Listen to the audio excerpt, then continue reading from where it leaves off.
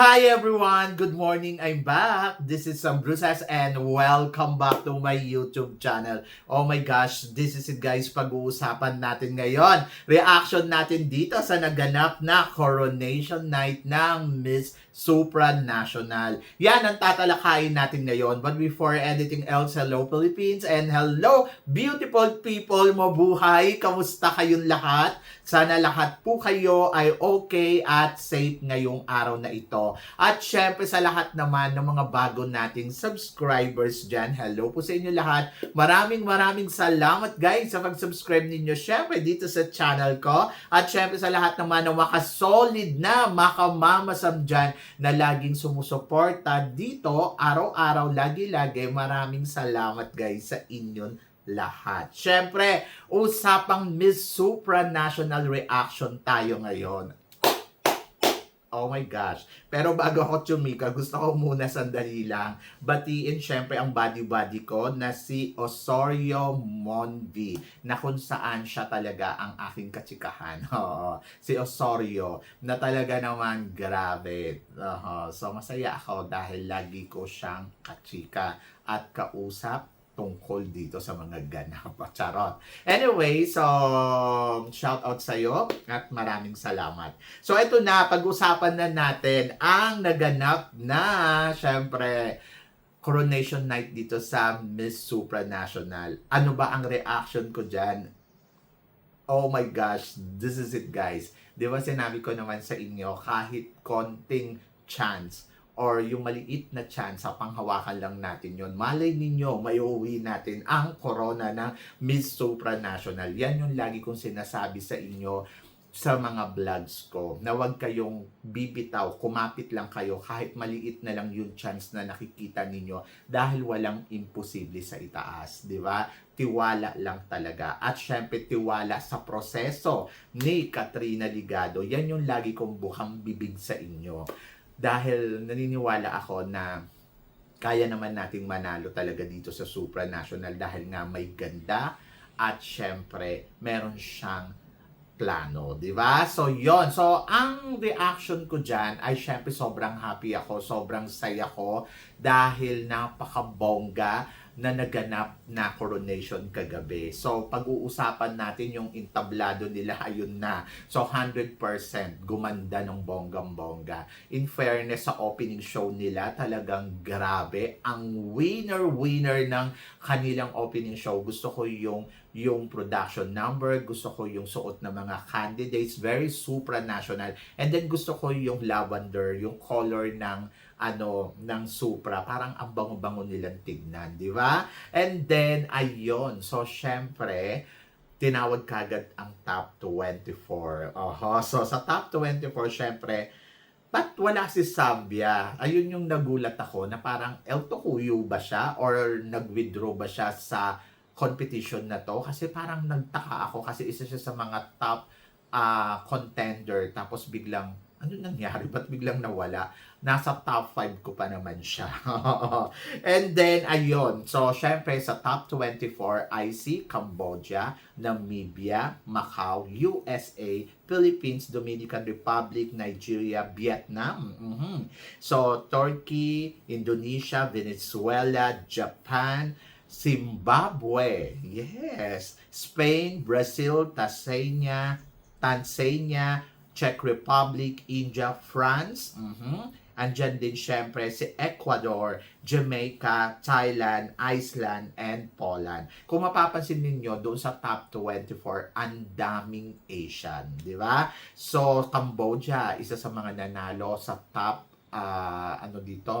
challenge nila. And then, syempre si Namibia naman sa Supra Chat. And then si Macau naman sa top model. At si USA may isa pang napanalunan, di ba? So, overall, talagang masasabi ko, perfect yung kanilang top 24. Ang surprising lang na nakapasok sa akin sa top 24 I see Jamaica. Yes. Kasi na-expect ko si si Zambia papasok dito. So nagulat ako, ba't biglang nawala? So siya yung parang feeling ko na El Tocuyo. So pero tulad ng ina-expect natin ng mga candidates, ayun nga. So halos lahat ay nandirito, di ba? So si Thailand ako, naloka ako kasi akala ko hindi na makakapasok sa top 24 kasi parang feeling ko 5 lang ang kukunin sa Asian.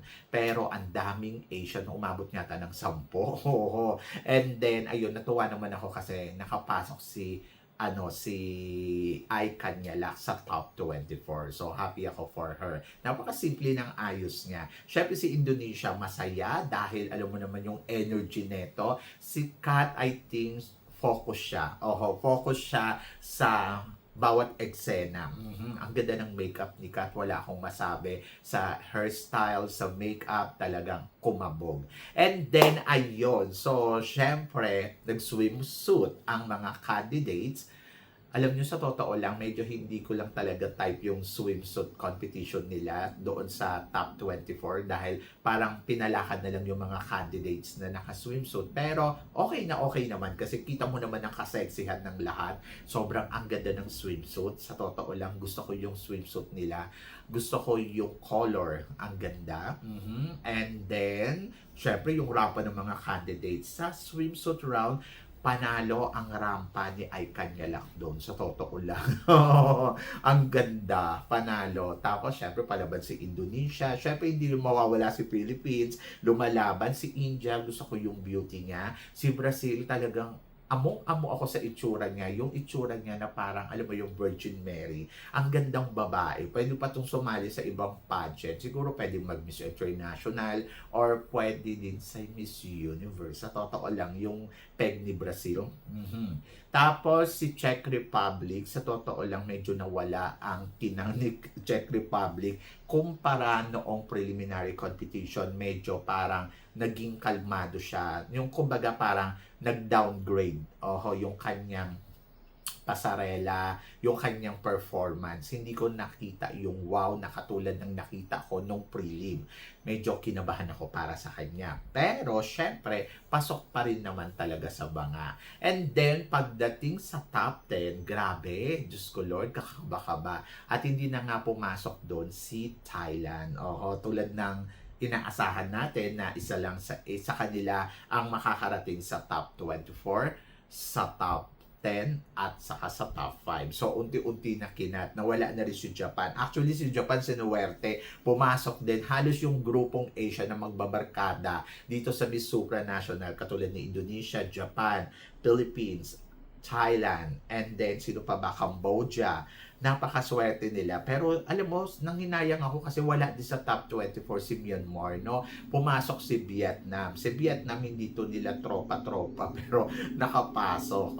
So ayun. So si Vietnam yung isa sa mga sa Asia sa mga parang surprising para sa akin kasi mas ine-expect ko sa kanya si Vietnam. Sa top 10, ayun na nga. So talagang unti-unti na nilaglag. Kung iisipin mo from 64 at 67 candidates, 24 lang yung kinuha nila. Tapos ang daming, 'di ba, na ano din na talagang nalimas. And then 24, 10 lang. At 12 ba? 12 o 12 lang. So nakakaloka. Sa top 12 wala na doon si Thailand. So hanggang 24 lang siya. Pero kung iisipin mo, 'di ba, kung papanoorin mo yung prelim, parang feeling mo kaya pa nito tumalon eh. So parang feeling ko meron na sila naka-set of winner from hanggang top 5. Parang feeling ko may set of winners na sila hanggang top 5. Parang doon sa top 5, parang doon nag-back to 0. Tapos, I think kung sino yung pinakamagaling sumagot, yun yung winner. Yan. And then, sa top 6 nila, sa top 12 nila, medyo kinabahan ako kasi parang ang tagal tawagin ni Philippines. And nauna na si Indonesia. Si Indonesia, talagang kita mo yung confident niya na parang, no, magaling ako. Yung ganoon. And then, nag-evening gown. Sa evening gown, to be honest, dito sa performance ni, parang kung sige sabihin natin, top 24, tapos namili sila ng top 12 doon sa gabi na yon. So, parang pumasok si Philippines. Tapos, parang feeling ko yung Q&A, maliit lang yung chance na, yung maliit lang na puntos. Kumbaga, parang kahit mag-struggle ka, okay lang. Basta, beauty talaga. So, yon. So, pumasok sa sa top 5 kasi sikat eh. Kasi kung mapapansin mo, doon pa lang sa medyo parang yung ending niya, maganda yung content, pero yung ending niya medyo struggle yung dating, di ba? And then, ayun, so, nag-evening gown ang 12. Sa evening gown, sikat ang pinakagusto kong gown. Ang ganda nung gown nagawa ni tawag dito, Rian Fernandez. Si Rian Fernandez ang designer niya. Sobrang ang bongga-bongga talaga nung gown. Sobrang wow, ang panalo, ang winner. Sobrang eto na yon. Ohos, ang ganda. Siya lang yung kakaiba at bagong sa paningin ng lahat. Panalo yung gown ni Katrina Ligado. Sobrang sabi ko nga, ay, iba. Oho. At doon naman niya nadali sila Czech Republic. Kasi si Czech Republic, maganda din yung gown. Kaya lang parang very common yung kulay. Sabi ko nga sana ang ginawa ni Czech Republic, yung gown niya during, preliminary. Ayun na lang sana yung ginamit niya. Pasabog pa. More than doon sa gown niya nung finals. Parang feeling ko mali yung game plan niya. And then si Kat, ang panalo, yung gown talagang sabi ko na nga ba medyo see-through to na manipis lang. Kasi maliit lang yung box. Yung parang carry, pwede mo talaga dalhin. At grabe yung ginawa sa kanyang gown ni Rian Fernandez. Moderno na yung alam mo yun, yung parang Chinese na ang ganda, tapos ang ganda, siya lang yung kakaiba na bonggang gown, kaya parang feeling ko doon pa lang sa gown talagang umangat talaga ang cut talaga. So parang feeling ko siya na yung nag number 1, plus ang ganda pa ng ayos ng hair. So winner. Medyo nag-struggle din siya doon sa may final niya, post niya, medyo para na-imbalance siyang ganon. But it's okay. Kasi sabi ko nga, I think ang nangyari dito kay Kat, it's combination of destiny and luck. So may luck talaga siya nung gabing yon. At wala talagang tatalo sa combination na yon. Ayun yung sinasabi lagi ni Gloria Diaz na lagi kong tinatatak sa utak ko, kapag ang kandidata, dapat talaga meron ka talaga sa finals night mo, meron kang tinatawag na luck and destiny mo to. Dapat destiny kasi kahit anong mangyari, kahit mag-struggle ka pa dyan, mangyayari ang mangyayari. Kumbaga parang mapapasayo talaga yan no matter what happens. Sasanayon yung mga bituin sa langit. Ganon. And then, ganon yung nangyari kay Kat na parang meron destiny niya to plus sumabay yung luck niya nung gabing yon. Kasi kung tutusin, ang dami naman talagang magagaling, ang daming bongga. So, talagang nakasanayon talaga to yung destiny kay Katrina Ligado. Kaya sabi ko nga, doon pa lang sa paglabas niya sa evening gown, sabi ko, tumbok, eto na yun. And then, syempre, Diyos ko, from 12, 5 lang ang kukunin. Medyo mabigat yun sa dibdib kapag hindi ka napasama doon. But kasi performance niya, okay. Yung game niya, okay talaga. And then, ayun. So, napasama siya sa top 5. And then, sa 5 mga napasama, sa totoo lang, yung prediction ko yesterday, ang pumasok doon ay di ba, ang final, si Nigeria, si Brazil, si France, si Czech Republic, and Philippines. So, 4, ang top 5 ko is 4. Si Brazil, si Czech Republic, si Philippines, at saka sino pa ba yung isa? Nakalimutan ko na, bilis naman. Sandali lang, mayroon tayong listing dito. Okay. So, sa prediction ko, ang pinasok ko ay si Czech Republic, si Brazil, si France, at saka syempre si Philippines. So, si Nigeria, actually, gusto ko siyang ilagay sa top 5 ko kasi isa din siya sa mga bet ko talaga. Yung nakikita ko yung performance niya. Kaya lang, ito kasi si Zambia, pumasok sa top model. In fairness kay Zambia, ang ganda din ng performance niya during preliminary competition, swimsuit and evening gown. Tapos top model ang panalo din. Hindi ko maintindihan, nasaan na si Zambia? Ano nangyari? Bakit bigla siyang nawala sa eksena? So, nasa top model. Kaya doon ako nag-base na parang ang feeling ko, si Zambia sa Africa, isa sa mga malakas. Tapos si Nigeria. Silang dalawa yung pinagpipilian. Kaya lang, nag-base ako, sino ba yung nakarating sa top model? Sino ba yung nag-perform talaga din? Nilagay ko na si Zambia. So, yun yung sa analysis ko. Pero syempre, hindi naman perfect lahat. Pero sabi ko nga, sayang, sana si Nigeria na lang. Kasi talagang inaano ko na parang in fairness kay Nigeria, gusto ko din siya. Kaya lang kasi si Nigeria, paiba-iba ng look. Yung looks niya, minsan bongga, minsan hindi. So, yon. So, in fairness, kay Nigeria, deserve niya yung top 5. And then, ayun. So, syempre si Indonesia, hindi na nakarating doon sa sa last cut. So, tulad nga na sinasabi ko kahapon, ang game kasi hindi natin alam kung sino ba talaga yung nagpe-penetrate ng todo-todo. Pwedeng yes, si Indonesia makarating sa top 5. Hindi din natin talaga makokontrol yon kasi lumalaban naman si Indonesia. And then, pwede din na may luck din si Aikan Ngalak na siya ang makarating sa top 5 kasi maganda din yung performance. Pero tulad nga na sinabi ko, kung beauty sa kanilang tatlo, I think it's Katrina Ligado. And then, kung titignan naman natin talaga yung performance at yung performance, sige, madaming magagaling mag-perform. I love yung gown ni Brazil. Oho, maganda din yung execution niya. Si Indonesia, bongga din. Kasi ang ganda din ng kanyang gown. Kaya lang, yung gown niya parang hindi pang reyna.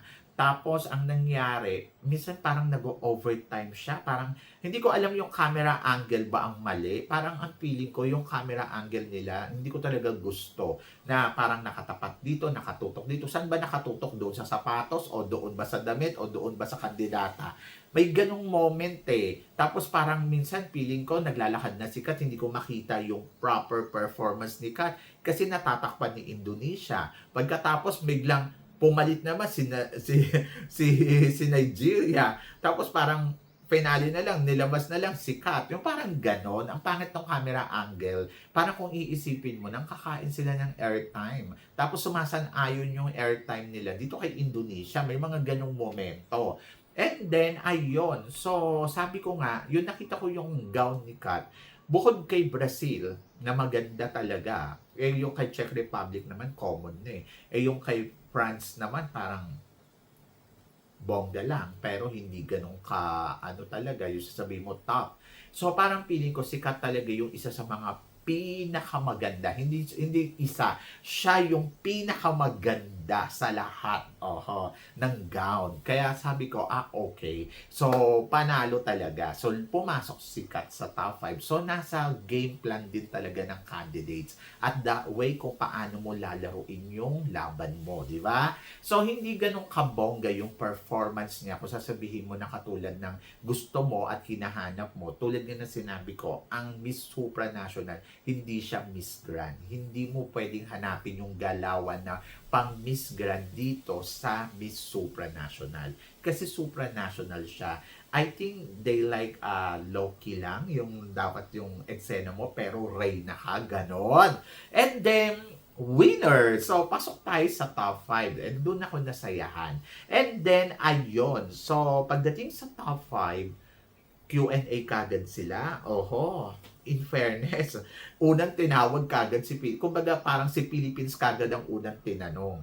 Actually, yung tinanong si Philippines, iisa lang yung tanong, wala pang takip, di ba? Oho. So parang maririnig na nung iba. Yung sumagot si Kat, ang gusto ko sa kanya, focus, tapos inintindi niya yung tanong, tapos sinagot niya ng bonggang-bongga. Parang feeling ko prepared siya sa tanong. Parang feeling ko isa to sa mga napag-aralan niya at talagang prepared na yung utak niya kung paano niya sasagutin to. At in fairness, ang ganda ng tanong. Suman-ayon talaga kay Kat yung tanong at nasagot niya yon by the heart. Di ba? At strong na siya doon. So, doon ko nakita si Kat na parang, okay, talagang lumalaban siya. And then, hindi pa nga ina-expect na makakapasok siya sa top 5 kasi di ba yung pagka-announce ng top 5, parang nagulat pa siya na parang, Really? May pronunciation pa siyang gano'n eh. May pabulong pa na gano'n na parang, ako ba? Yung gano'n, di ba? Siguro hindi niya na ine-expect. Parang ang feeling niya, yung nakarating siya sa top 12, okay na siya doon. Yung gano'n. Kumbaga wala na siyang expectation. Kaya, ganon yung reaction niya, yung tinawag siya sa top 5. And then, ang maganda doon, alert kagad siya. So, nakasagot siya ng bonggang-bongga. And then, pagdating kay Czech Republic, ayun naman yung masasabi ko na kahit ikaw na yung nakikitang winner, ang ending kasi, it's not your destiny. So, kung mapapansin mo, hindi niya destiny kasi nag-overtime siya. Ang ganda na nung sagot niya eh.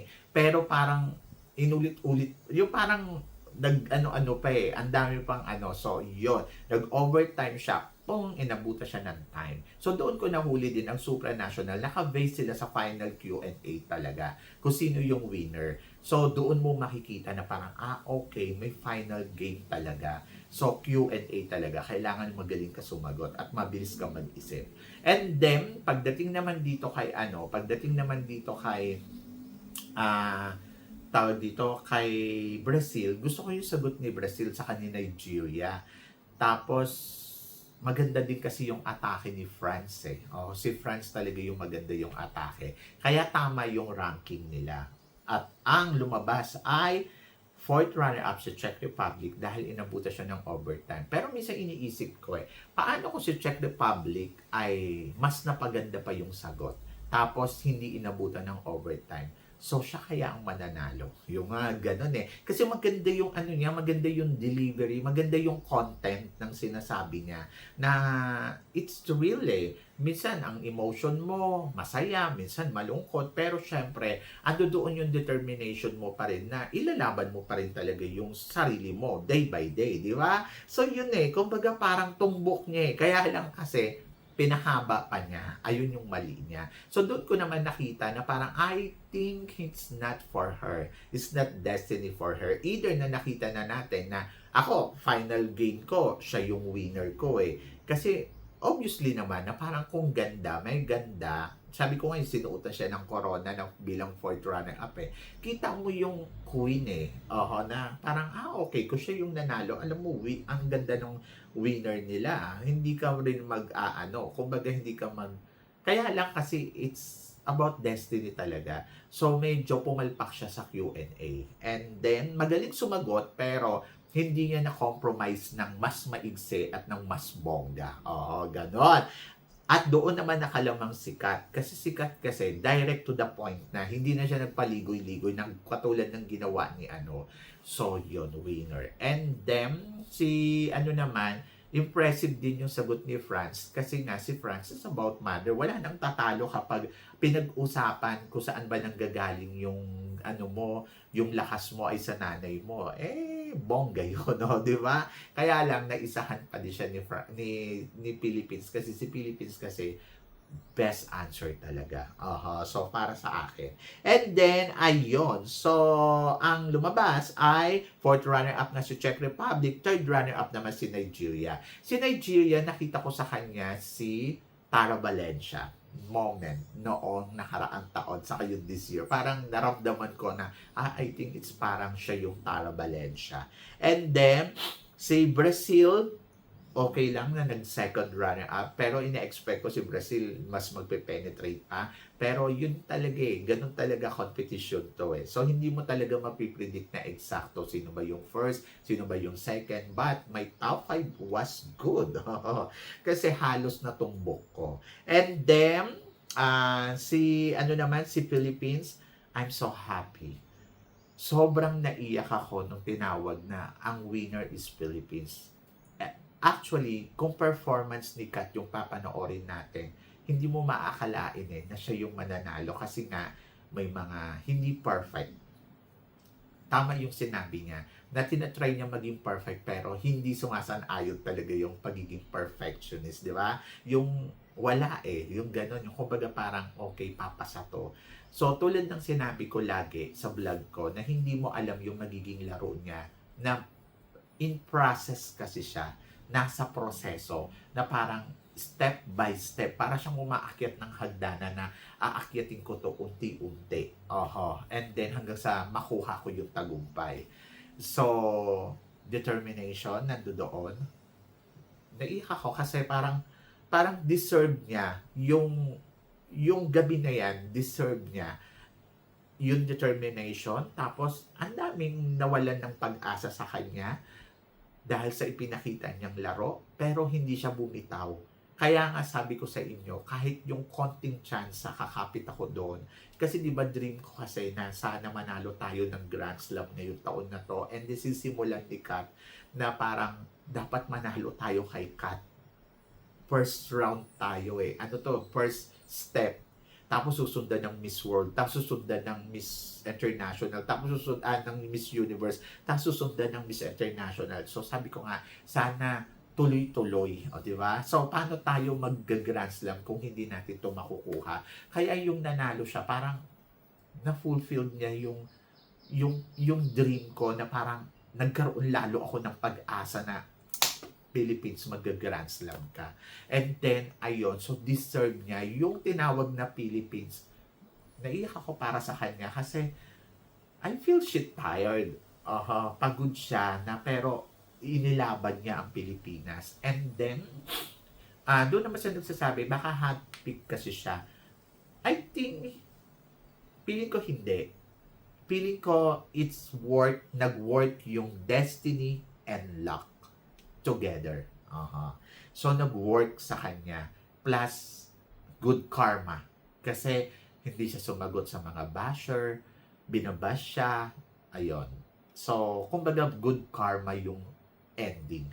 And kaya, kung mapapansin mo, lahat ng tao doon, happy for her. And walang nag-react na parang, di ba? So, happy. Lahat silang masaya. Either yung mga Latin country, masaya para sa kanya. Either yung mga runners-up, yung dumaan siya sa mga runners-up, as in pinalakpakan siya ng bonggang-bongga, na ramdam mo yung sincerity ng mga runners-up niya na they are okay na nanalo si Philippines. So, sa madaling salita, it's a good na nanalo tayo, na hindi, alam mo yon, ginawa niya yung best. Ang ganda ng gown, ang ganda ng answer. So, klaro na siya ang winner. And then, hindi natin yung nakita talaga sa mga performance niya, pero the destiny is there. Tapos, yung charm nung gabing yon, nag-combination talaga. Sabi ng ganun ng iba na Fatima daw tayo, parang feeling ko naman hindi. Maaaring ganon yung iniisip ng iba, pero parang feeling ko, i-ano kasi natin to sa ibigay natin to sa Reyna, kung sino man yung nananalo, kasi deserve nila yun. At deserve ni Katrina Ligado na maging Reyna sa dami ng struggle na pinagdaanan niya. And congratulations, di ba?